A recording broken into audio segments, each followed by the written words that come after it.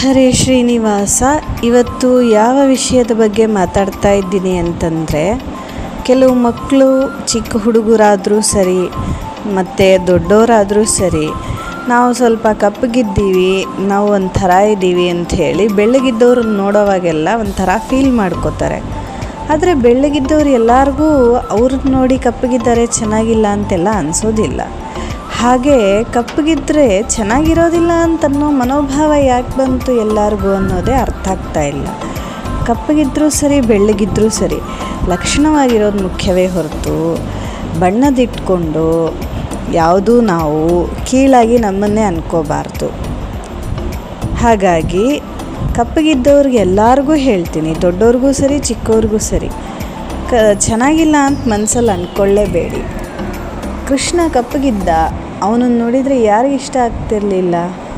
ಭಾರಿ ಸುಂದರವಾಗಿದ್ದ ಅಂತೆ ಕೃಷ್ಣ.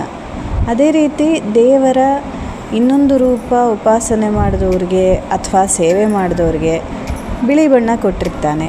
ಅದೇ ರೀತಿ ಕೃಷ್ಣರೂಪಿ ಪರಮಾತ್ಮನ ಸ್ಮರಣೆ ಮಾಡಿದವ್ರಿಗೆ ಸೇವೆ ಮಾಡಿದವ್ರಿಗೆ ಕಪ್ಪು ಬಣ್ಣ ಕೊಟ್ಟಿರ್ತಾನೆ. ಅಷ್ಟೇ ಹೊರತು ಚಂದ ಅನ್ನೋದು ಮನಸ್ಸಿನೊಳಗಿರುತ್ತೆ, ನಾವು ನಡ್ಕೊಳ್ಳೋ ರೀತಿ ಒಳಗಿರುತ್ತೆ. ಎಲ್ಲರೂ ಒಳ್ಳೆ ರೀತಿಯಲ್ಲಿ ನಡ್ಕೊಂಡ್ರೆ ಅದರಂಥ ಚಂದ ಬೇರೆ ಯಾವುದೂ ಇಲ್ಲ. ಹಾಗಾಗಿ ಯಾರೂ ನಾವು ಚೆನ್ನಾಗಿಲ್ಲ ಅಂತಂದು ಮನಸ್ಸಿನಲ್ಲಿ ಅಂದ್ಕೊಳ್ಳೇಬೇಡಿ. ಕಪ್ಪಗಿರೋರು ಚೆನ್ನಾಗಿರ್ತೀರ, ಬೆಳ್ಳಗಿರೋರು ಚೆನ್ನಾಗಿರ್ತೀರ. ದೇವ್ರ ನಾಮಸ್ಮರಣೆಗೋಸ್ಕರ ಈ ದೇಹ ಸಿಕ್ಕಿದೆ ಅಂಥೇಳಿ ಅವನ ನಾಮಸ್ಮರಣೆ ಮಾಡಿ, ಅದೇ ಮುಖ್ಯ. ದೇವರೆಲ್ಲರಿಗೂ ಒಳ್ಳೇದು ಮಾಡಲಿ. ಜೈ ಶ್ರೀರಾಮ್.